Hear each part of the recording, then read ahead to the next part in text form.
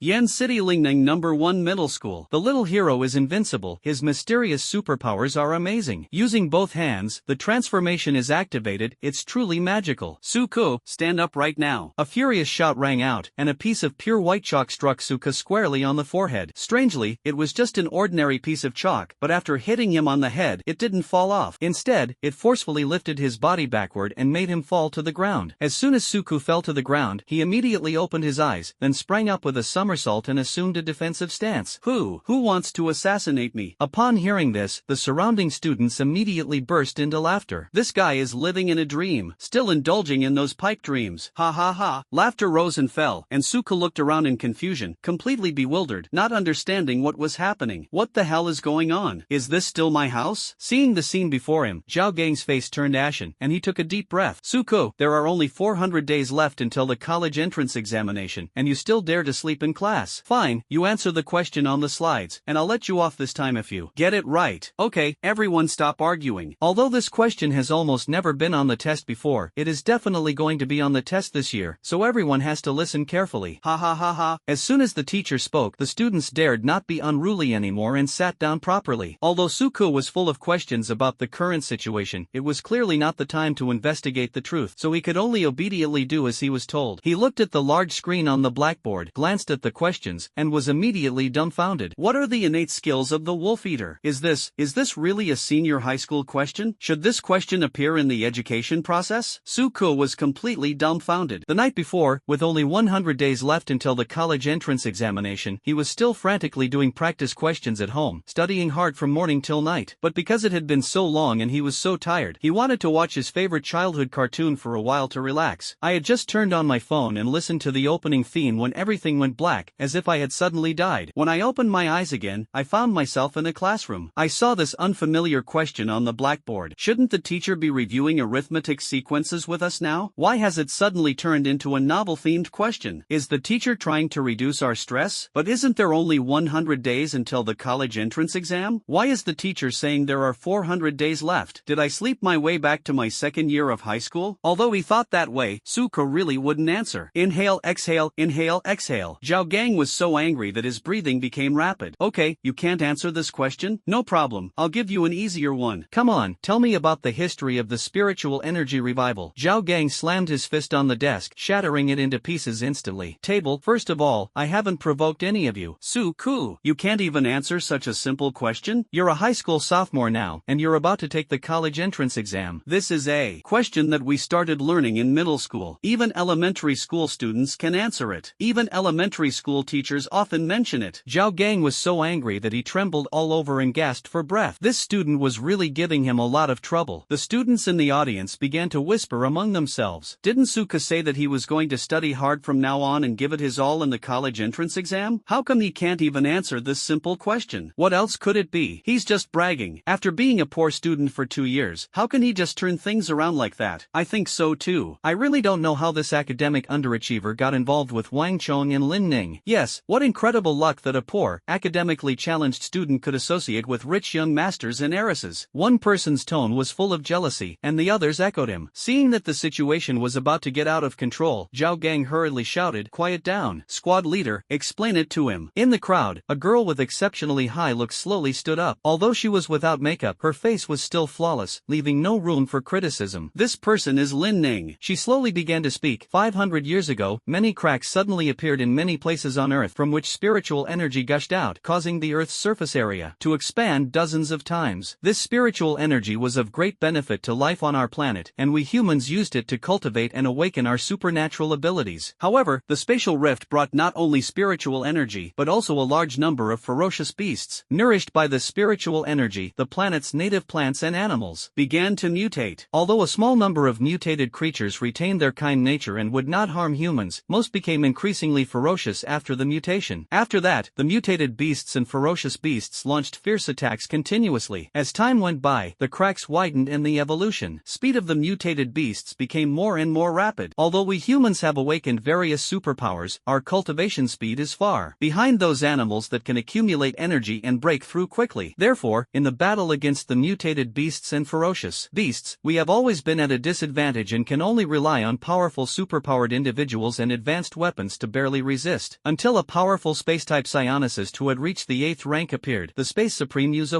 With his powerful spatial abilities, he wiped out a large number of ferocious beasts and mutated beasts in one fell swoop. It seemed that she had said too much at once, so Lin Ning paused briefly and took a breath. Under his leadership, the situation for humanity began to change. Logically, we should have had a chance to win, but a powerful Beast King suddenly appeared in the largest spatial rift. The Beast King's power was in no way inferior to that of the spatial Supreme Being, and the two restrained each other, and the situation for humanity seemed to have returned to square one. Ultimately, since neither side could defeat the other, they reached an agreement. The Beast King led S-rank and above ferocious beasts back into the rift and would never appear in the outside world again. Before the Beast King broke the agreement, the Space Supreme was also forbidden from intervening. From then on, bound by the agreement, the Space Supreme could no longer attack the Beast King. Her voice was initially low as she spoke, but then it became firm again. Nevertheless, during that time, humanity accumulated enough strength. Our ancestors built towering walls, protecting us tightly within our cities. Today, although we only occupy 30% of Earth's land, due to the planet's expansion, our territory has not only not decreased but has actually increased. Earth ultimately belongs to us, and our generation's responsibility is to cultivate diligently, awaken more powerful abilities, reclaim lost land, and drive those invaders back. A loud shout was followed by thunderous applause. However, no one said much, and their expressions did not change, clearly indicating that they were already used to it. The applause was initiated by Wang Zhong. Wang Zhong and Lin Ning are the first in line to inherit the Wang and Lin families, respectively, which are second-tier families in Yen City.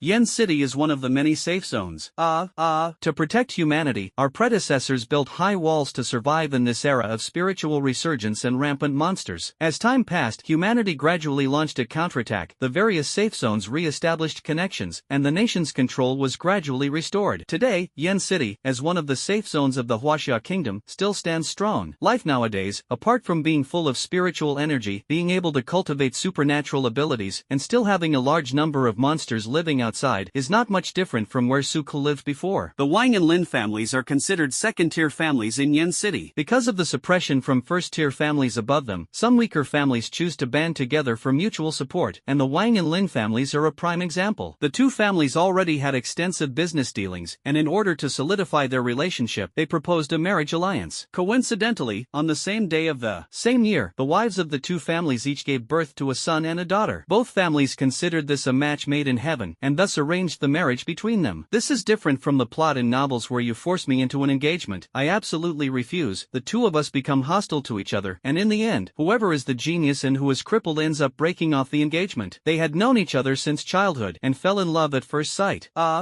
It can be said that this is a story of love at first sight and childhood sweethearts. The two grew up together and naturally had a very deep bond. Plus, their families were both well off, so it wouldn't have been difficult for them to be assigned to the same class. Wang Chong has a cheerful personality. Whenever he encounters something happy, he never keeps it to himself and always laughs out loud to express his joy. Just like today, when he saw his girlfriend stealing the spotlight in the classroom, he was overjoyed and clapped for her with a proud look on his face. Lin Ning glanced at him, somewhat reproachfully, but didn't say much. Instead, she turned her head and looked at Su Ku, who was full of doubts, with a worried expression. Seeing this, Wang Chong was not angry at all. Instead, he looked back at him with the same gaze. Actually, it wasn't just the two of them who grew up together, but all three of them. When Lin Ning was around second grade, a clueless human trafficker kidnapped her for money. The trafficker was clearly a novice. He hadn't even done a background check. Although the Lin family was only a second-tier wealthy family, in the eyes of ordinary people, they were considered a giant. However, he wasn't entirely stupid. He knew he had to wait until Lin Ning left her parents' side before making his move. Lin Ning was out with her parents, both of whom were powerful superhumans, so they didn't bring any bodyguards. The couple were having so much fun that they completely forgot about their daughter. As a result, Lin Ning was kidnapped, and no one even noticed. However, Su Ko, who was out buying stationery, saw this. He was young and impulsive at the time, and without thinking of telling the adults, he chased after them alone. Seeing that someone had spotted them, the trafficker tried to run away, but tripped and fell, throwing Lin Ning along with him. Su Ko, with sharp eyes, spotted a brick nearby, picked it up, and smashed it over the trafficker's head. The man was just an ordinary person and was immediately knocked unconscious. And so, Su Ko became the savior of the Lin family's eldest daughter. The Lin family, which believed in repaying kindness, directly arranged an easy and high-paying job for his parents. That wasn't the end of it. After learning about this, Wang Zhong rushed to Su Ko's side immediately, hugged him, and said with tears streaming down his face, "Brother, thank you so much. If A Ning were gone, how would I live? From now on, we're brothers. If anyone dares to bully you, they're bullying me. Just tell me if anything happens, and I'll protect you. At that time, Suka's little head was full of questions. How could this guy his age be so much stronger than him? He was almost out of breath. In this way, Suka successfully met Wang Zhong and Lin Ning, and later became friends with them. Of course, being around them also means being bombarded with their displays of affection. At this moment, Suku had not yet recovered from the shock. What's going on? Is it April Fool's Day? Or did I time travel? I just wanted to watch a cartoon. When the homeroom teacher, Zhao Gang, saw that he was completely lost and disappointed, he was about to scold him when the school bell rang. He could only sigh helplessly. All right, you weren't a good student before, but you've never been this listless. You're probably not feeling well. Go home and get some rest. I don't want to see you like this again tomorrow. Also, don't be late tomorrow morning. Tomorrow is the annual awakening day, when you'll awaken your special abilities. Whether you awaken a good quality one depends entirely on luck. No homework today. School's out. Yes, teacher. I want to run home. After everyone had left, Wang Zhong and Lin Ning walked towards Suku. Wang Zhong laughed and said, "Old cook, I remember you weren't like this before. Why are you suddenly acting so silly today?" Lin Ning rolled her eyes at him. "How dare you talk like that?" Wang Zhong scratched his head and chuckled twice, clearly not taking it to heart. Lin Ning added, "But what he said makes some sense. Lao Ko, you've been acting strangely today." Hearing his two good friends' concerned words, Suku didn't know how to respond for a moment. "I can't exactly tell them I traveled through time. I just fell off the bed this morning and my head is a little fuzzy. It's okay, I'll be fine after a rest tonight." "Wang Zhong, are you sure you just fell off the bed? You didn't fall from the building, did you? You shouldn't be this dazed." "Suku, anyway, let's go first, everyone's gone." Since he had said so, neither of them asked any more questions. After all, they lived on different routes and would have to go their separate ways once they left the school. After parting ways with him, Suku hurried towards home, eager to understand what had happened in the world. Walking home, Suku looked at the shops and stalls that were both familiar and somewhat unfamiliar. Have I traveled through time? Or am I just asleep, still dreaming? He couldn't help but pinch himself. It seems it really wasn't a dream. The more I thought about it, the more I felt something was wrong, and my heart started racing. It felt like I hadn't finished my holiday homework and the teacher was coming to check it. If I hadn't finished, I would be punished by standing in the corner or even being hit with a ruler by the teacher. Suku took a deep breath and simply started running. He managed to shorten what would normally be a half-hour journey to 15 minutes. He was panting heavily, almost as if he was about to run out of breath. When I got home, my mother, Zhang Su, was busy making dinner, while my father, Su Yuan, was sitting on the sofa watching TV. Seeing the two people in front of him, Suko finally breathed a sigh of relief. Good. Thankfully, my parents haven't changed. Hey, Xiaoka's back. How was school today? Su Yuan turned to ask him. What else can we do? Let it be. Su Yuan frowned. I just don't understand. I'm not stupid, so why is your IQ so low? Who do you take after? Zhang Su immediately retorted. Su Yuan, what do you mean? Are you saying I have a low IQ? So what if I'm bad at academics? As long as I can awaken a good superpower tomorrow, I can still become a superior person. Su Yuan quickly explained. Wife, that's not what I meant. It's just that the probability of awakening superpowers is really too low. Although everyone can awaken superpowers, it is very rare to awaken a good one. Children's superpowers are mostly inherited from their parents. Since the quality of our superpowers is only average, our sons may not be good either. The world may seem calm on the surface, but if disaster strikes, those without strength will be the first to perish. You need either military power or cultural sophistication to make a living. You said it yourself, we don't have any special abilities, and our education isn't high either. We shouldn't force our child to do things we can't do. When that really comes to it, face doesn't matter. We can ask the Lin and Wang families for protection. Given our son's relationship with them, he should be able to get help. Sigh. That's one way, but I don't want Xiaoke to have to be submissive in the future. I hope he can stand on his own. How dare you say that? Aren't we still working for other companies? This is different. Our son is brave. He dares to step forward when he encounters bad people. These are the qualities that make us proud. TCH, always making excuses. Mom and Dad, you two talk, I'm going back to my room first. Suko quickly slipped away. Based on his years of experience, he knew the conversation would eventually turn to him, so escaping now was the wise thing to do. After locking the door, he sat down at his desk, turned on his computer, and began researching information about this world. After half an hour of searching, he finally gained some understanding of the world. In terms of history, it's pretty much the same as what Lin Ning said. 500 years ago, a spatial rift opened, spiritual energy revived, and humanity entered a new era. This year marks the 513th year of the psychic era. Because of the revival of spiritual energy, humans can absorb spiritual energy to cultivate, awaken supernatural abilities, and continuously become stronger. These people are called psionicists. It was thanks to a group of powerful psionicists that humanity was able to carve out a place for itself amidst the rampage of monsters. There are many types of superpowers, but they can be broadly divided into two categories: combat and support classes. The levels of supernatural talents are divided into mortal, good, excellent, outstanding, earth, heaven, legendary, supreme and mythical. The realms of psychics are divided into 1 to 10 levels, with each level further subdivided into 10 segments. It's worth noting that the distinction between combat and support roles isn't based on talent or ability type, but rather on how the ability is used. For example, you awaken the power of fire. Some people can use their supernatural abilities to burn the heavens and boil the seas, while others can burn away the filth of the world and even light up the sea of the heart. Both are water-based superpowers. Some people can submerge a city in an instant, while others use it to heal their wounds. In this case, the former belongs to the combat category, while the latter belongs to the support category. Even if a mortal-level combat-type fire-type ability user cannot defeat a mythical-level support-type fire-type ability user, the former is still a combat type and the latter is still a support type. However, these two categories are only the official classifications. Another classification is still circulating among the general public. This is related to talent. Others can burn the heavens and boil the seas, but you can only stoke the boiler. Others can flood giant cities, but you can only be a water dispenser. Others use wood-based abilities to encompass everything and absolutely control the battlefield, but you use them to farm. Those whose talent is too poor to be effective in combat are called life skills. To put it bluntly, this is a world where there are no useless superpowers, only useless talents. While spiritual energy has brought about human evolution, the accompanying disasters are equally immense. Let me give you an example. Far overseas, there is an island nation. This country is surrounded by the sea and is ruled by marine monsters. Today, the modern civilization there has been completely destroyed, and everyone has been captured by monsters and kept like livestock. The food the demonic beasts fed them contained a large amount of spring sungrass, a spiritual plant similar to an aphrodisiac that would stimulate the most primal desires of humans after consumption. Therefore, the inhabitants there were constantly reproducing, except for childbirth. Newborn babies were raised and then devoured by monsters, much like piglets raised by humans. Although the country was not destroyed, the people here live forever in cruel torment. Little notebook, give the author a thumbs up in the comments section. Suko, who was reading this post at the time, couldn't help but give the author 3 charity gifts as a reward. Seeing this, Suko couldn't help but feel excited about his superpower awakening tomorrow. What special ability will I awaken? Just then, there was a knock on the door. Xiaoko, come out for dinner. Suko was already starving, so he quickly washed his hands and sat down at the table. In front of me are braised pork, braised fish, braised spicy chicken, braised potatoes, and braised tofu. Suko? Mom, why is everything braised? I'm having braised food today, wishing you great success in awakening your superpowers tomorrow. My dad's superpower is a lighter. Could I awaken a fire-based superpower? Don't talk nonsense, your dad has fire-based superpowers. Dad, why don't you try maximizing your superpower? Suko grabbed a steamed bun, ate it with relish, taking a bite of vegetables and then another bite of bun. After dinner, he went to the computer to catch up on the history he had missed and only went to bed when it was almost time to go to sleep. As a result, I couldn't sleep all night. I naturally woke up very late the next day. I'm late. With a steamed bun in his mouth, Suko sprinted towards school at the fastest speed he had ever seen. At that moment, he really wished his family had a car. It's not that he can't afford it, it's just that his school and his parents' workplaces are both very close to home, so there's no need to buy a car. Therefore, it has been delayed. He rushed around and finally arrived at school before the steamed bun almost choked him. No, before 8 o'clock. Ha hoo, my god. We've finally arrived. Ha hoo. With his last bit of strength, Suko entered the classroom, sat down in his seat, and collapsed onto the floor. At this point, the homeroom teacher, Zhao Gang, had almost finished his pre-battle mobilization. Zhao Gang said with a tone full of disappointment, "How could you be late on such an important day?" Perhaps because today was so important, he couldn't bear to dampen Suko's confidence, so his tone softened slightly. Ultimately, his strictness towards Suko stemmed from concern, since Suko's grades were really poor, and Zhao Gang was genuinely worried that he wouldn't be able to find a good job after graduation. Although he has a good relationship with Wang Zhong and Lin Ning, he can't expect them to help him for the rest of his life. No matter what, please remember this: if a teacher scolds you, it means they still care about you and still have hope for you. Of course, this excludes teachers who simply enjoy getting angry. If a teacher completely ignores you, it means that you have completely disappointed them. Suko composed himself slightly and said in a low voice, "I'm sorry, teacher, I was too excited last night and didn't sleep well." Sigh, you get so excited over such a small thing, the teacher sighed. If you really awaken powerful abilities in the future, you'll have to fight monsters. At that time, the most important thing is to remain calm in the face of adversity. Just like your teacher, I can always stay calm no matter what. Just then, a rat suddenly darted out of a hole in the wall and ran to Zhao Gang's feet. Zhao Gang heard a squeaking sound and looked down. Ah, a rat! He suddenly raised his foot and stomped down hard, this time even using his supernatural power. The entire podium was crushed into pieces by his foot, and the rat was crushed into fragments. The mouse thought to itself, "Tell the house mouse that there's no need to leave any food for tonight."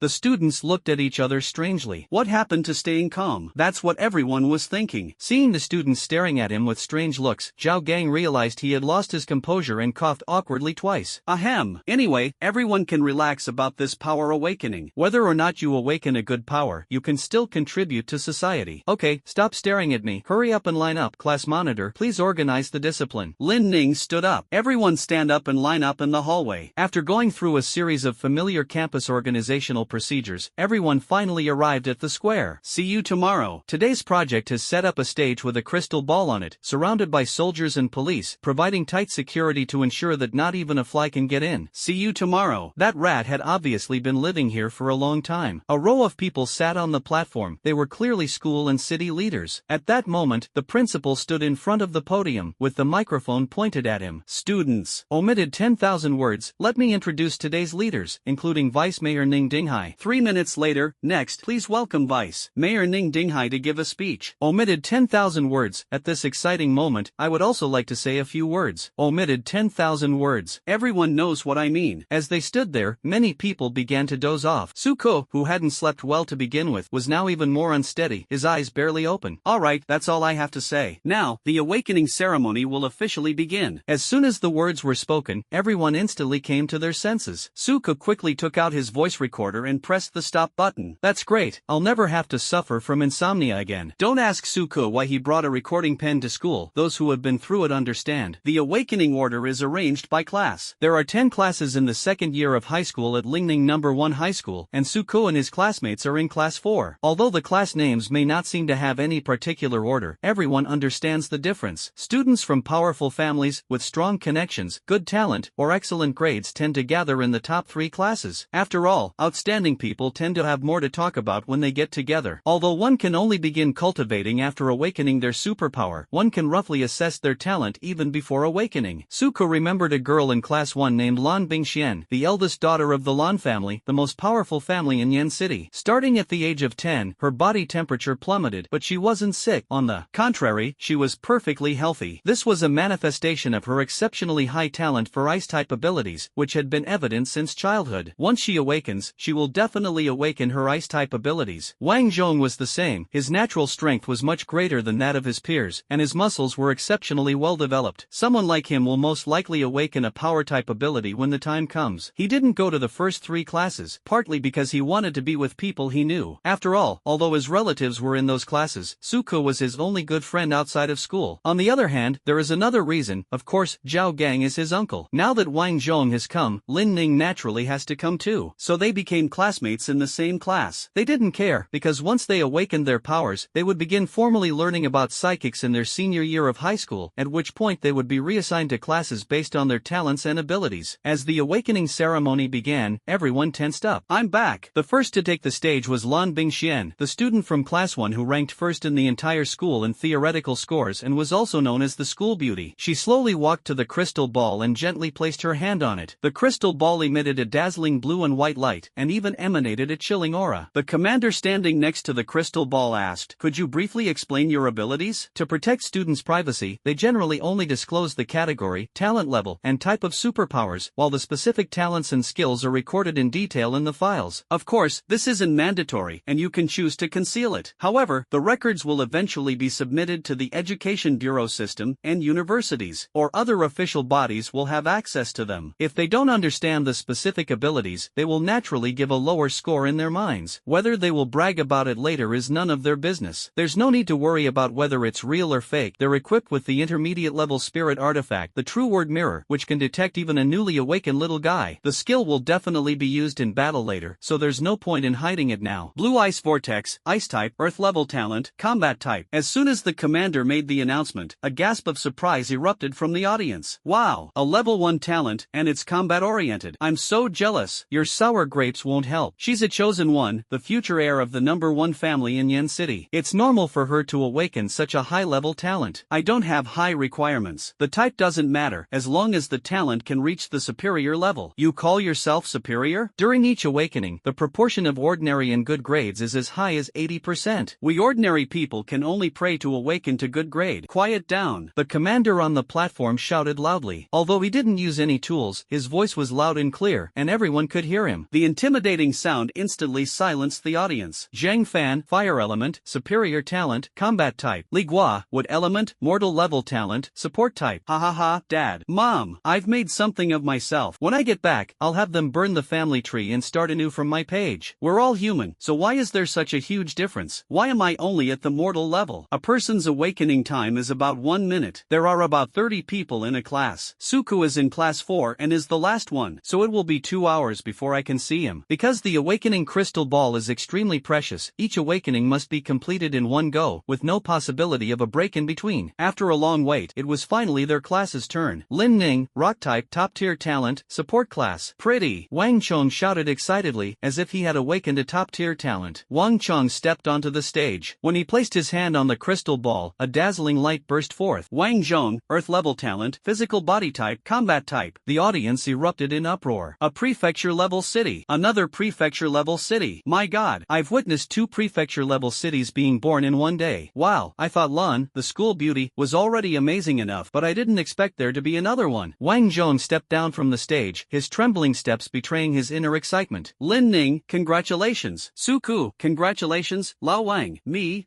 ha ha ha. Wang Chong excitedly picked up Lin Ning and spun her around a few times. After putting her down, he wanted to hug Suku again. Suku quickly crouched down and rolled to the side to avoid it. He didn't want to experience being tightly locked up by this big guy again. He had experienced it once when he was a child, and the feeling of being forced into a man's body was something he never wanted to feel again. The audience erupted in excitement, while the leaders on stage remained calm and composed. Wang Chang's father, Wang Fu, the head of the Wang family, tried hard to suppress the corners of his mouth, but his hands were still trembling slightly. On the surface, he appeared very calm. Beside him, Lan Guang, the head of the Lan family, calmly took a sip of tea and said to him, Mr. Wang, you really have a fine son. His talent is at the earth level, just like my youngest daughters. Lin Yu, the head of the Lin family, sensed something amiss in those words and nervously replied, yes, I've watched Wang Chong grow up since he was a child, and I even arranged a marriage between him and my daughter. Wang Fu chimed in, that's right. These 2 children have been childhood sweethearts and are as close as brothers. Besides, one has earth-level talent and the other has outstanding level talent. They are a match made in heaven. Lan Guang said calmly, the talent of the Zhuo level is indeed good, but it seems to be slightly inferior to that of the D level. Wang Fu smiled slightly, Mr. Lan, there's no need to worry. It's better to let the children decide their own affairs. Lin Yu agreed, Brother Wang is right. Lan Guang said helplessly, since that's the case, I won't force you. This is the importance of talent. As long as you awaken a superior talent, even the head of the most powerful family will take the initiative to lower himself and befriend people from second-rate families. Time passed, and finally it was Suku's turn. He extended his left hand and slowly placed it on the surface. A minute later, a green hourglass-shaped watch with an all-black body appeared on his wrist. However, the crystal ball did not emit any light. The commander looked him over with suspicion for a few moments before finally speaking. Suko, your ability is a manifest type, without rank, category. He looked at Suko and asked, what type of watch is this? Suko looked at his watch in surprise. Isn't this the Omnitrix? My superpower is actually this. He recalled that he died suddenly while watching the anime Ben 10, and when he woke up, the world had completely changed. Now, the superpower he awakened is actually a key item in this animation. The Omnitrix, also known as the superpowered device, is jokingly called the Little Broken Watch. It can be used to transform into an alien with various superpowers. Thinking of this, Suku was so excited that his heart almost stopped. Hey,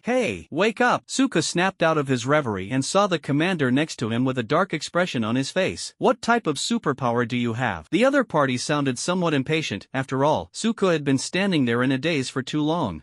Wait a moment. He immediately checked the watch face, confirming there were no 3 black bars or 3 tentacles. With excitement, and relying on the knowledge gained from his awakened supernatural abilities, he activated the watch face and started it spinning. All that came into view was a green light. Yes, there was only a green light, not even a shadow. How could this happen? It can't be. Is it broken? Suko was unwilling to give up and continued to turn the dial, even pressing down on it forcefully, but there was still no response. How should I know? Are you better or not? Suko looked at the commander awkwardly. Well, I need to think about it some more. How about we fill in none for now? now. The commander was speechless. So what are your innate skills? The commander was even more speechless. Suko typed none available. How is this possible? Is this even possible? None available? This is unprecedented. And it's even unranked. TSK. That's worse than immortal. A bad student is a bad student. Even his superpowers are so weak. Suko ignored their chatter and kept turning his watch as he walked down the road. He almost fell because he wasn't looking at the stairs, but luckily Wang Zhong caught him in time. Lin Ning asked with concern, "Old Ko, are you alright?" Wang Zhong joked, "You don't look like you're fine. Your eyes are practically glued to your watch." Suko smiled wryly, "I'm really fine. It's probably just a problem with my ability. It's nothing serious. Maybe it will recover in a while." Wang Zhong laughed and said, "Hey, don't be too disappointed. I'll take care of you from now on. Don't worry, I'll make sure you don't starve. Or how about this, you call me Dad, and I'll make you the manager of my family's herbal medicine shop." Suko retorted without hesitation, "Get lost." Wang Zhong, "Alright." Suko stared at the unremarkable little watch in his hand and sighed deeply. Perhaps it really is just an ordinary, broken little watch that can't even tell the time accurately. He gently patted his face, reminding himself to cheer up. "No, I can't give up so easily. Although I don't have any innate skills, I'll awaken a skill after breaking through to the first stage. Maybe this little broken thing will even undergo a transformation then." After a long wait, the awakening ceremony finally came to an end. The homeroom teachers led the students back to their respective classrooms. Zhao Gang said, "Alright, now that everyone has awakened their abilities, you should go back and cultivate diligently. I will send the cultivation method file to the class group later. Everyone should absorb spiritual energy according to the method in the file. After breaking through to the first stage, those who have awakened powerful talents should not be arrogant, and those who have awakened weaker talents should not be discouraged. As long as you cultivate hard, you may become a strong person." As he finished speaking, his gaze unconsciously fell on Suko, but Suko was still engrossed in studying the broken little watch and completely ignored him. Seeing his focus on his superpowers, Zhao Gang felt a sense of relief. "Alright, students, once you step out of the school gates, summer vacation will officially begin. Use this time to hone your skills. After summer vacation, there will be a school-wide competition that will affect your resource allocation for the coming year, so I hope you will all pay close attention. Alright, school dismissed." Ah, the fighting spirit has been ignited. Wonderful holiday, here I come. In less than half a minute, the classroom was empty, even faster than an emergency assembly. Outside the school gate, Suko waved goodbye to Wang Zhong and Lin Ning, then turned and went home. As soon as Suko returned home, Zhang Su and Su Yuan eagerly asked him, "Xiaoko, how's the awakening of your superpower going? What does it's alright mean?" "It's a bit strange.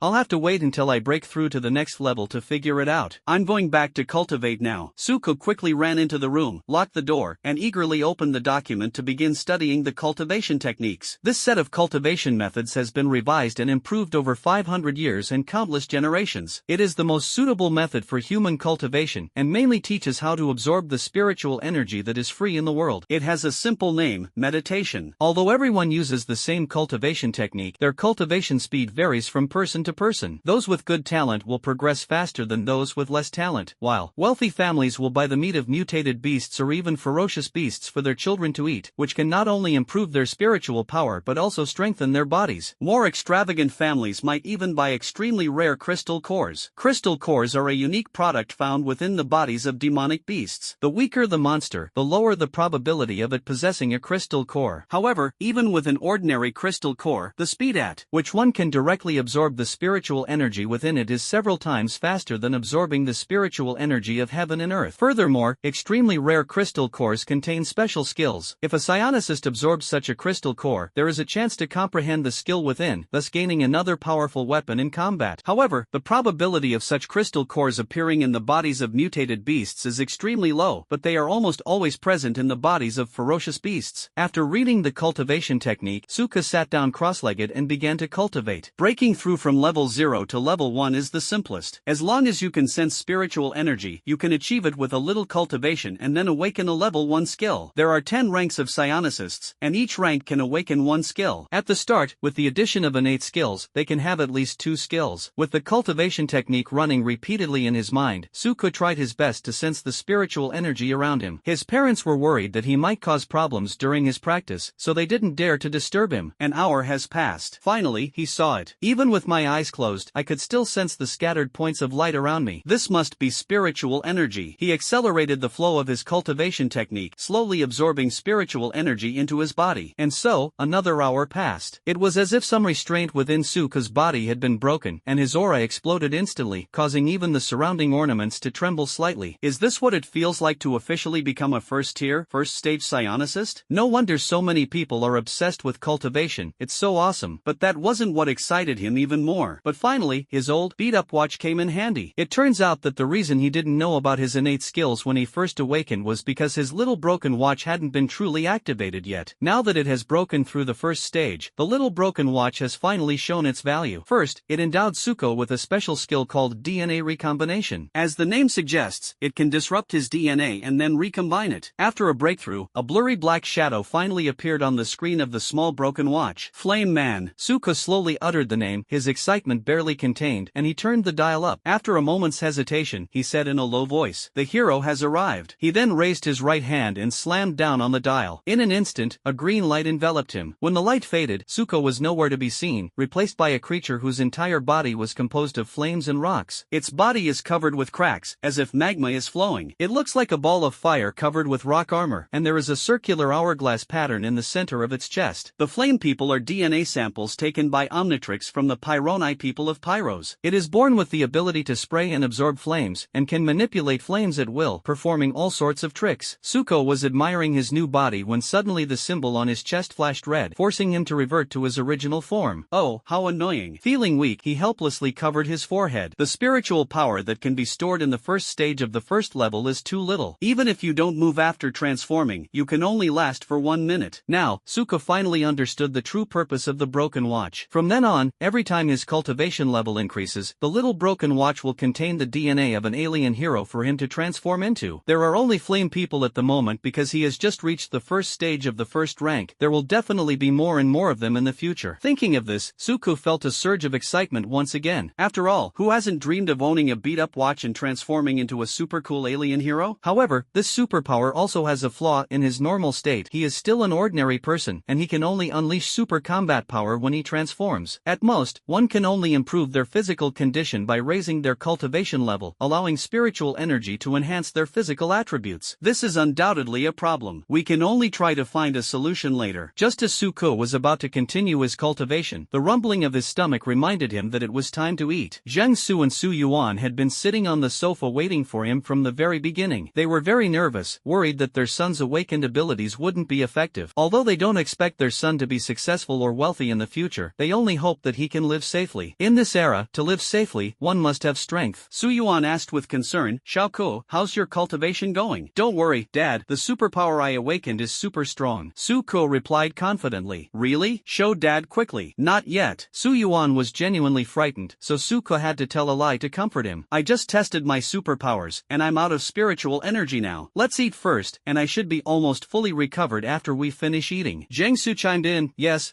let's eat first, and we can talk about it after we finish eating." Jiang Su reheated the cold food, and the family enjoyed a delicious meal together. After the meal, Suko felt that his spiritual energy had basically recovered. "Dad, Mom, watch closely. Now comes the moment to witness a miracle." He activated the dial and slammed it down. As for the strong impact causing the watch to activate its random mechanism, he wasn't worried at all. There was only one fire person right now, so where would it randomly go? A flash of green light appeared, and the stone man, engulfed in flames, stood still. "Flame Man!" Suko shouted out the alien hero's name because he thought it looked really cool. Su Yuan and Jiang Su stared in disbelief at the scene before them. Su Yuan exclaimed excitedly, "Beast! Beast transformation ability! And it's a beast transformation ability with elemental attributes! Ha ha ha! That's amazing! Our Su family has finally produced a dragon!" Jiang Su exclaimed in surprise, "My god! The temperature of this flame is definitely extraordinary just by feeling it. Xiaoku is only at the first stage of the first level. If his realm increases in the future, his potential will be limitless." "Okay, teacher." Su Yuan and Jiang Su were just ordinary mortal level ability users. Su Yuan was a fire-type ability user, at most a slightly more advanced lighter. He had decent talent and some exorcism attributes. Jiang Su was a speed-type character. His talent can increase his speed by 5%. They were all over 40 years old, yet they had only reached the third stage of the first rank, possessing a talent and a skill. This was only considered average among ordinary people, but at least better than those ordinary people who didn't even have a realm, like that dealer back then. Seeing their son awaken such a powerful ability, the two were naturally overwhelmed with excitement. After the initial excitement, Su Yuan's gaze gradually hardened. "Honey, how much savings do we have left?" "I haven't spent much money over the years, but I've saved about 500,000 yuan. This money should be enough to buy a few psionic potions, right? One dose of medicine costs about 50,000 50,000. That should be enough. Okay, take out the passbook. Let's go buy the medicine. I'll go find it right now. Suko reverted to human form and, upon hearing his parents' words, quickly asked, "Wait, Mom and Dad, what are you planning to do?" Suyuan smiled and said, "Of course I'm buying you medicine. You finally awakened such a powerful ability, so the resources have to keep up." Suko frowned. It shouldn't cost that much, 50,000 yuan apiece. My mom's electric bike broke down, but she couldn't bear to replace it. It's been repaired more than 10 times. Zhang Su patiently explained, "That's different. An electric car is just a tool. It doesn't matter whether you have it or not. Even if you don't have it, you'll just have to walk a little further. But you're different. You're a genius who has awakened a powerful ability. Since ancient times, the rise of the strong has always been inseparable from talent and resources. Your talent is amazing, but without enough resources to support it, it will be difficult for you to catch up with your peers. If your family doesn't give you good resources and buries your potential, that would be a huge loss." Su Yuan interrupted him. "Stop talking. It's settled then. I'll take you to the spirit medicine shop to buy potions tomorrow. Your mother is right. If you feel bad about it, then focus on your cultivation. Try to get into a good university, make a name for yourself in Yen City, and make your father proud. Besides, in this era, only when you become stronger can our family truly be safe." After listening to his father's words, Suka stopped resisting and accepted them calmly. To be honest, Suka was deeply moved by the efforts his parents had made for him. Although the family wasn't wealthy, they weren't exactly strapped for cash either. Buying 10 psionic potions at once was indeed a considerable expense. "Don't make that face. 500,000 is just our family's savings. We're close to getting paid, so it won't affect our lives at all. Besides, your dad is the manager of the elixir shop, so he gets discounts on things. Maybe we won't even need to spend 500,000. Su Yuan's words made a lot of sense. Ever since Suka saved Lin Ning, the Lin family had arranged easy and high-paying jobs for them, and Su Yuan was the purchasing agent for the spirit medicine shop. Over the years, he rose step by step to become the store manager. Although he had the support of the Lin family, his own efforts were also indispensable. After a good night's sleep, the family went to the elixir shop early the next morning to buy medicine. Seeing the faint dark circles under his parents' eyes, Suka guessed that they must have been calling relatives and friends late at night to brag about it. As soon as you enter, a pretty receptionist greets you. "Xiaoqing, good morning, store manager. Are you here with your wife and children today?" Su Yuan replied with a smile. "Xiaoqing, my son awakened his superpowers yesterday, so I brought him here today to buy some psychic potions. The little brother's awakened superpower is pretty good." "Ah, of course. His awakened superpower is amazing. Alright, let's stop chatting now. We need to get him home to cultivate after we finish shopping." After saying that, he led his wife and children to the sales area. "Ask the salesperson to bring out 2 basic psionic potion packets." "Manager, 10 basic psionic potions cost 500,000 in total. You have an employee discount, so you can get a 20% discount, making it 400,000 in total." After paying, Su Yuan handed the box to Su Ku. "I've arrived just in time. Go straight to work. You and your son should go home first." Su Ku carefully took the box, afraid of breaking it. The mother and son walked for a while. Zhang Su said, "I also have to go to work now, so I'll go back first and focus on my cultivation." "Don't slack off." "Absolutely not." Suka ran home excitedly, sat on his bed, and eagerly opened the box. 10 crystal-clear test tubes lay inside the box. Suka gently picked up one of them and placed it in the sunlight. Under the sunlight, the medicine emitted a soft glow, which was quite beautiful. "I'm almost reluctant to drink it. Psionic potions are similar to crystal cores, but much cheaper. The medicines are divided into 3 types: basic, intermediate, and advanced. Both the beginner and intermediate grades are made from precious medicinal herbs. The materials for advanced potions even include crystal nuclei, hence the name, diluted crystal nuclei." Suka wasn't entirely clear on the specifics, but he'd heard that one F-grade crystal core could produce 10 such vials. The test tube contained 100 milliliters of medicine. Suka opened the cap and swallowed it in one gulp. Suddenly, a large amount of spiritual energy erupted within his body. He quickly circulated his cultivation technique to absorb this spiritual energy. After drinking the potion, the spiritual energy will not remain in the body indefinitely, but will gradually dissipate. It must be absorbed before it dissipates, otherwise it will be a waste. After a while, Suko opened his eyes and exhaled a heavy breath. "Phew, I've refined about 50% of it." Generally, the stronger one's talent, the faster one can absorb spiritual energy. Under the same circumstances, a mortal-level talent can only be refined to a maximum of 10%, while he refined 50%, indicating that his talent is approximately at the good level. Then why wasn't it detected during the talent test? Suka looked at his tattered little watch and guessed that when he first awakened, the watch hadn't reacted at all, which was why his talent was so poor that it was almost undetectable. But after breaking through to the first stage of the first tier, his talent began to shine and was finally showing its potential now. "So, as my cultivation level increases, the more alien alien heroes appear, the stronger my talent will become. Wow, that's amazing. Suko was filled with excitement. If that were the case, his cultivation speed would only get faster and faster in the future. He then glanced at the medicine. Although he wanted to drink another bottle, the instructions said that there must be a 3-hour interval between each dose, otherwise it would harm his body. He dared not take any risks, so he could only honestly absorb the surrounding spiritual energy and continue cultivating. Suko opened the potion again, and this time a thought suddenly popped into his mind. He wanted to conduct an experiment. After drinking all the potions, he casually tossed the test tubes aside, turned his watch, and transformed into a fire-breathing man. In an instant, the DNA in his body was broken down and recombined, and the medicine he drank was also broken down. At this moment, the drug recombines with the DNA, perfectly integrating into the body without any waste. Its effects even surpass normal absorption because this time it directly integrates into the deep layers of the genes, rather than ordinary muscle tissue. Simply put, those outside who claim to have perfect absorption actually only achieved 90% of the effect, while Suku achieved 100%. The feeling was so amazing that he couldn't help but shout out. He could clearly feel that he had made a significant leap forward in his progress towards the second stage, and that he would probably be able to break through after just one more drink. Although he was unsure whether there would be any side effects, he decided to wait 3 hours before drinking it, just in case. With a large amount of spiritual energy gathering in his body, Suka finally broke through to the second stage of the first rank. After calming the restless spiritual energy within him, he immediately checked his broken watch. After starting up, a black shadow of a fireman appeared on the screen and spun around once. Sure enough, a new alien hero appeared. Flash Star. Suko looked at this brand new alien hero and was secretly pleased. Flash Star, derived from a DNA sample of the China Flash clan. It achieves ultra-high-speed movement using lubricating fluid secreted between its toes and flash beads. It runs by rapidly switching its toes from side to side. It is even immune to inertia and can stop immediately no matter how fast it runs. Flash Star is one of the few speed-type heroes in Omnitrix, making him an essential tool for escaping and strategic retreats. Although he really wanted to transform and try it out right away, he shook his head and gave up when he saw the cramped space around him. However, this did nothing to suppress the restlessness in his heart. Suko arrived at a square near his home. It was summer vacation, and the weather was hot. Even at 4 o'clock in the afternoon, the temperature was still not low, so there were few people around. Of course, although there weren't many people, there were some young people who love sports, and a few pretty girls dressed in revealing outfits. Suku activated his watch and switched to Flash Star mode. This time, instead of slapping it hard, he pressed it gently. A flash of green light appeared, and a creature resembling a velociraptor appeared on the spot. It wore a streamlined helmet with X-shaped patterns on its head, had 3 sharp claws on its hands, a thick and powerful tail, and the Omnitrix logo was prominently displayed on its chest. This helmet is not a mechanical device, but rather an extension of its body, protecting its face while running at high speeds. Its tail is highly flexible, capable of both striking enemies at high speeds and gripping objects. Suka stretched his body, assumed a running start position, and started running in a flash. Because his cultivation level is still low, the transformed Flash Star cannot reach the extreme speed shown in the animation, but it can still reach a speed of 40 meters per second. This speed is already twice that of the fastest person in the world before. Don't underestimate this seemingly small increase. This speed can be maintained for a long time, and it will likely increase even further in the future. The current speed already surpasses that of some less gifted speed-type ability users. In addition, unlike the Flame Man who burns energy continuously, Flash Star can maintain this form for a long time. With his current first stage, second level condition, he can maintain it for 10 minutes, and if he runs at full speed, he can last for 5 minutes. Even if the Flame Man stands still, he can only last for about 3 minutes. Suko kept running around the square, or rather, he seemed to be gliding across the ground. He first ran several laps around a jogger, then went to an ice cream shop, bought a cone, and ran off quickly. The cone didn't follow, and the ice cream scoop hung in midair, about to fall, when Flash Star rushed over and swallowed it whole. Next, he helped an elderly woman cross the street. Having had his fun, he ran home. As he passed 2 girls in short skirts who were talking quietly, he ran past them, the wind he created gently lifting their skirts. The 2 girls hurriedly held down their skirts, but the eyes of the people around them were already focused on them, and some even had nosebleeds. Next, Little Bears from the Kitten. When he got home, his spiritual power was exhausted, and he reverted to his original form. Wow, that felt so good. After returning home, Suko continued his training. After all, each breakthrough would grant him a new alien hero, and his anticipation was immense. For the next 5 days, Suka stayed home and cultivated, consuming 10 doses of spiritual energy potions, and his cultivation level rose to the 3rd stage of the first rank. He felt that he was not far from breaking through to the 4th stage. However, the transition from the 3rd to the 4th stage is the first watershed in the first tier, and breaking through it is not easy. Every 3 segments mark a watershed moment, and besides a a qualitative leap in combat power, they seem to have other effects, though Suku doesn't quite understand what they are. He only knew that each rank was divided into 4 stages, with 3 dividing lines, the first 3 stages, the middle 3 stages, the last 3 stages, and the 10th stage. Each breakthrough would significantly increase combat power. Unfortunately, he was a poor student and could only find this information online. It's alright, I'll ask Lao Wang and Aning later. Suku made plans to go out with the 2 of them today. Although he was reluctant to be a third wheel, he had no choice but to bite the bullet and ask since he had questions to ask. I got dressed and tidied myself up. Dad, Mom, I'm going out. Have fun. In the pavilion in the park, Wang Zhong and Lin Ning were sitting and chatting. Lin Ning reminded him, be careful what you say later. Oldka's talent isn't that great, so don't mention cultivation in front of him. Wang Zhong assured him, don't worry, I'm smart enough not to tell anyone. Hey, why do you think I specifically reminded you? Lin Ning knew him very well. He had always been a big mouth since he was a child, never thinking before he spoke or acted. Old Wang, Ning, Suko, who had come from afar, greeted them loudly as soon as he saw them. Old Ku is here. Next, upon seeing this, the 2 quickly got up and walked towards him. After they got closer to each other, Suko asked, how has your cultivation been lately? Wang Zhong and Lin Ning exchanged a glance. We all agreed not to mention this in front of you, but you brought it up as soon as we met. Lin Ning said awkwardly,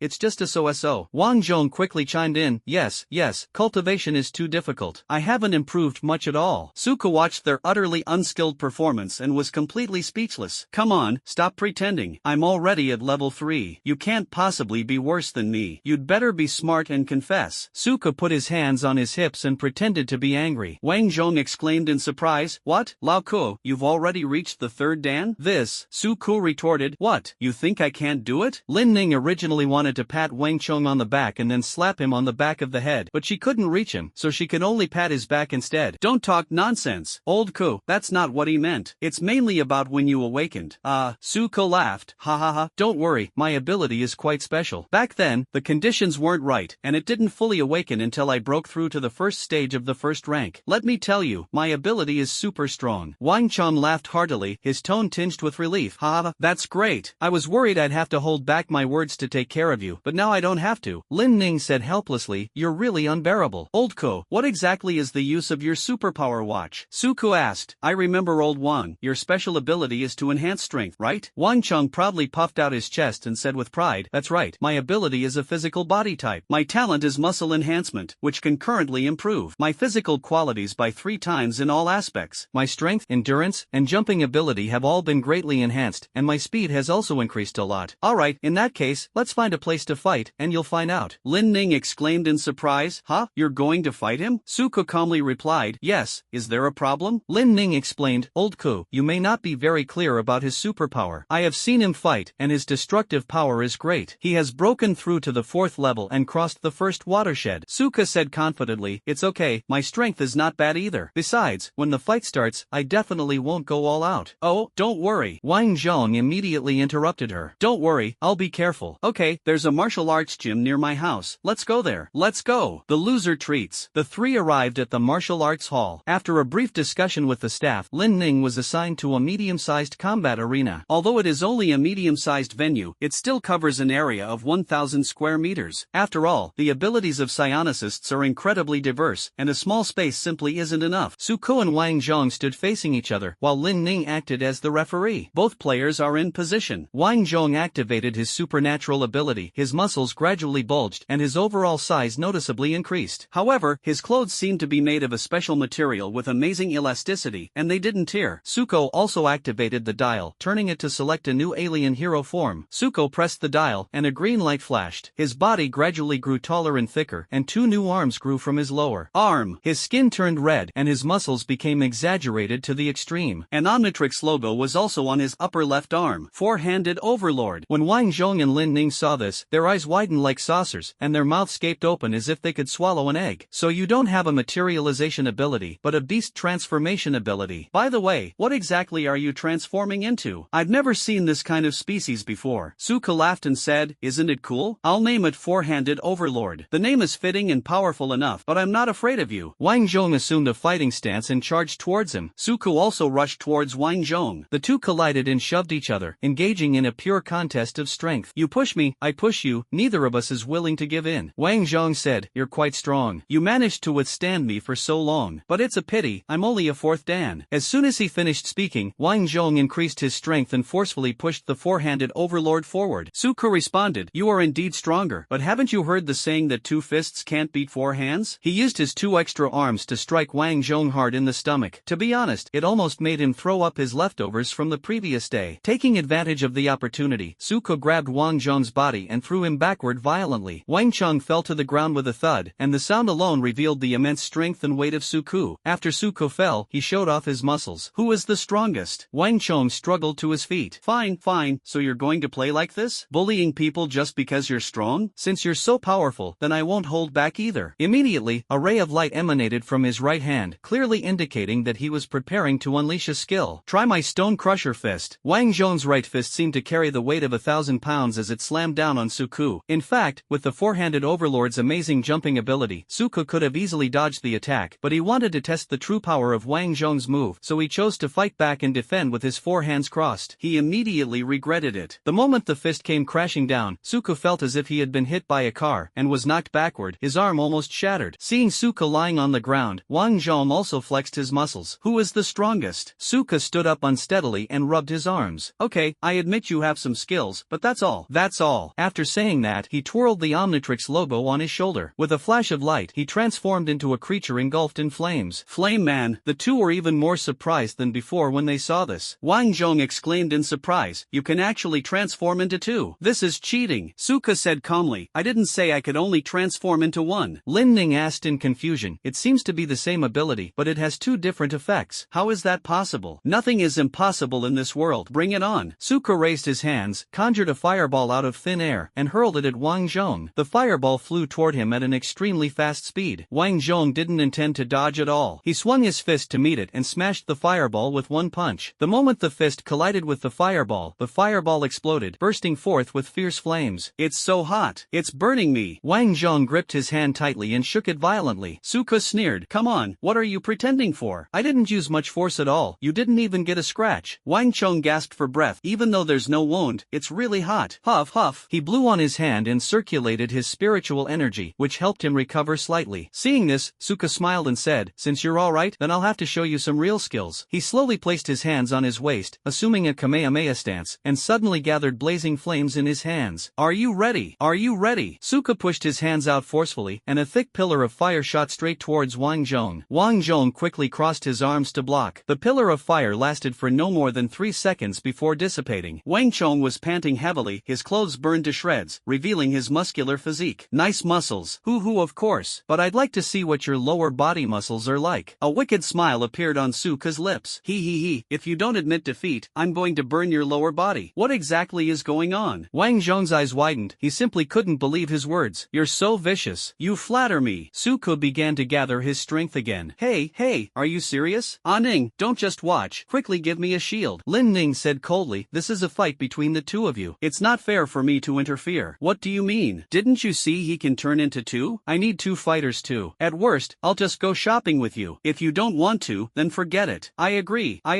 "Hurry up, or I'll lose all face." "I don't know either." Lin Ning spread her hands, and a yellowish-brown light shone from her body, slowly forming a set of hard rock armor on Wang Zhong's body. Suko did not rush to attack, but simply watched the scene quietly. After all, it was just a friendly sparring match. Seeing the other get frustrated helped them figure out each other's limits, which was not bad. Soon, Wang Zhong was completely covered in rock armor, making him look like a stone man. Ha. Come and experience the power of the Ning rock armor. Wang Cheng rushed towards Suko and leaped into the air. "Come on, let your brother give you a good show." Suko looked terrified, but inwardly he smiled bitterly. Who could understand this? A grown man like me resorted to such a ridiculous tactic of falling from the sky. He's really making a fool of me. He quickly turned the Omnitrix logo on his chest. Flash star. In the instant he transformed, he dodged at an incredibly fast speed. Wang Zhong exclaimed in surprise, "Wow, you actually opened it?" Suko laughed and said, "What do you mean by on or off? If it's not off, then it's on." Before he could utter a single word, Suko lunged forward, merging his two claws, each with 3 sharp spikes, into 2 cones, and struck the same spot on Wang Zhong's body repeatedly at incredible speed. Although Wang Zhong's rock armor was very hard, Suko broke through it with great speed. In less than 3 seconds, Suko had hit him over 100 times. Centered on that point, the armor was gradually broken open, creating a small hole, and the crack continued to spread. Wang Zhong finally reacted and threw a punch in retaliation, but it was no use. Suko dodged and continued to strike that weak spot. "I'm fine. Finally, after thousands of blows, the small hole was completely punched through. Suko's cone-shaped claws pierced his skin through the hole. Wang Zhong cried out in pain, because Suko chose an extremely clever spot, his kidney. I surrender. I surrender. Stop. Stop. Suko stopped attacking, and Wang Zhong sat on the ground, sweating profusely and panting heavily. Suko reverted to his original form and made a peace sign with his right hand. Yes, victory is mine. Wang Zhong asked between breaths. We all have beast transformation abilities, so why are you different from the others? Is it just because you have a watch? Yes, just because I have an extra watch, I'm better than others. Even cheating can't be this unreasonable. I've already cheated, why should I reason with you? That makes perfect sense. Alright, don't forget what you said before, you'd treat us to dinner. Wang Zhong stood up. I understand.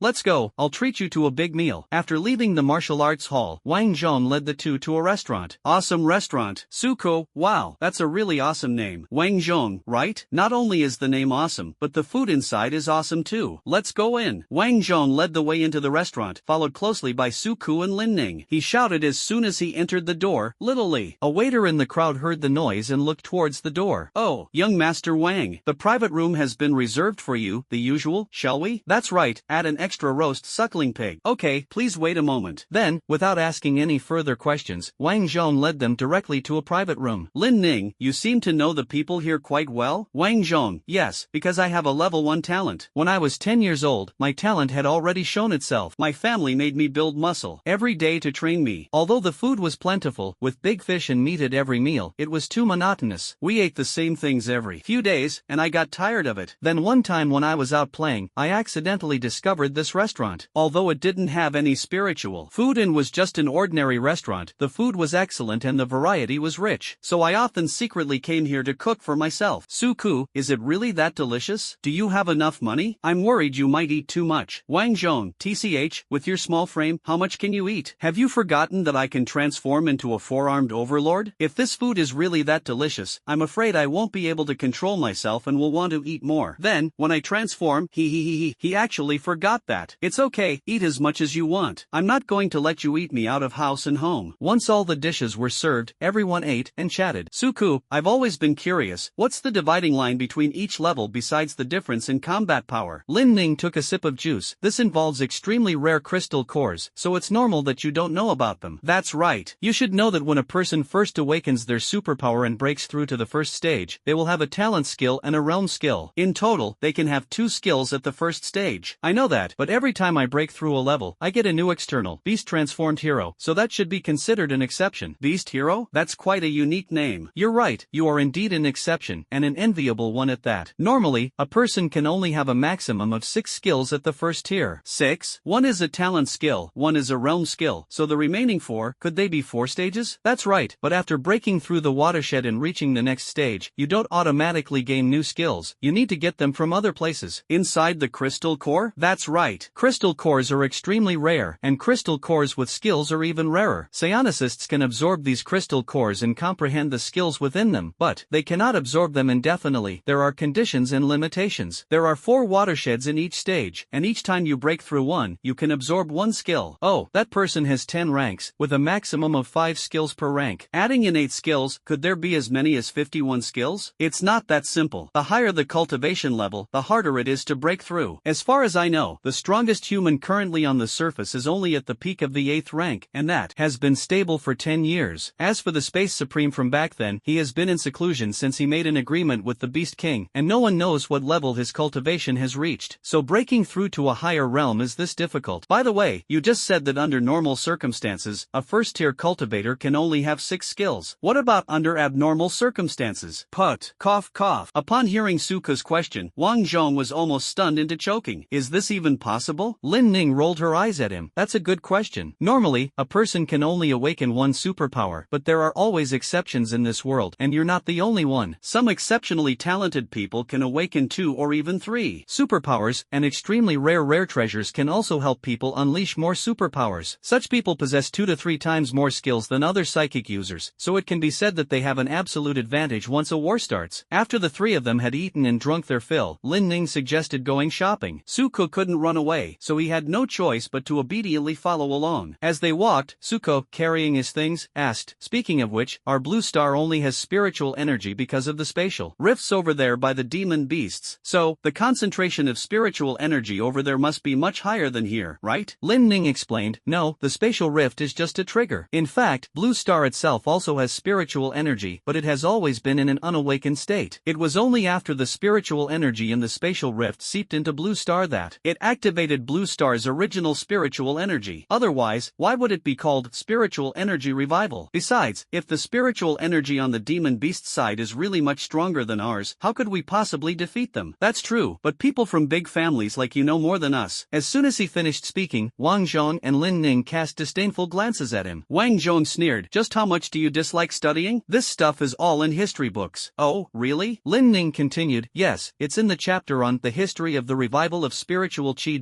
Looks like I need to find some time to study. Lin Ning then asked, by the way, what are your plans for summer vacation? Wang Zhong, what else can we do? Of course, we cultivate. Suko also said, I also plan to practice. Lin Ning shook her head, I know cultivation is important, but cultivating step by step is too slow. Don't you all think so? I don't think so, they both said in unison. After all, it's only been 4 days of holiday, and Suko has already reached level 3, while Wang Zhong has reached level 4. The speed of 1 level per day is indeed not slow. Lin Ning said in a tone of disappointment, are you all satisfied with this? Do you even know what level Lan Bingxian from the Lan family is at now? Suko gave a wry smile. How would someone as insignificant as me know? Wang Zhong also said, I have been cultivating at home and haven't paid much attention to the outside world, so I don't know. Let me tell you, in just 6 days, she has already advanced to the 6th dan, averaging 1 dan per day. Suko exclaimed, this guy is practically cheating. Wang Zhong was also surprised. That's too exaggerated. Lin Ning said calmly, it's no exaggeration. On the path of cultivation, both talent and resources are crucial. Not to mention that she not only has talent but also abundant resources. Suko asked in confusion, normally speaking, the resources available to a first-tier talent are limited. Although you are a second-rate family and your foundation is not as good as theirs, you should still have enough resources for a first-tier talent, right? Wang Zhong also has a Earth-level talent, so he shouldn't be worse than her. Lin Ning explained, that's true. You can buy as much low-level resources you want as you have money, but for high-level resources, such as monster cores, money alone is not enough, you also need power. I'm a little confused. Let me ask you, if you had something in your possession, and a person who had finally saved up enough money came to buy it from a local tycoon who was rich and powerful, who would you choose? The first person would thank you, while the second person would be willing to patronize your business for a long time. Of course, I'll choose the second one. 2 hours have passed. So, although our family is rich, we can't buy everything. Crystal cores are definitely sold to the most influential first family first, and we second-rate families can't compete with them at all. Moreover, crystal cores are extremely rare. Even with a special hunting team, we might not be able to hunt 5 a month. They are definitely given priority to the core members of the family. We only get one when we break through to the 4th stage. 3 hours have passed. I never knew there were so many tricks to this. Poverty really does limit my imagination. More than that, being the number 1 family is not just a title, but a symbol. The moment others hear this title, they immediately want to do business with them. This title brought their family immense wealth, while our Yen city hasn't seen a city-level talent for 50 years. It can be said that the emergence of even one top-tier talent will inevitably influence the future landscape of the entire city. The Lan family originally had a talent at the Earth level, which would surely lead to their future prosperity. However, now the Wang family has also produced one. To prevent the Wang family from threatening their dominance, the Lan family will inevitably suppress them. Under these circumstances, acquiring valuable resources from outside will become even more difficult. I can only say that this circle is really complicated, but luckily I don't need to care about these things. That's why, due to special circumstances, our family can't provide us with enough precious resources, so we have to fight for them ourselves. Suko asked in confusion, how do we fight for it? By robbing it? Lin Ning hesitated for a moment.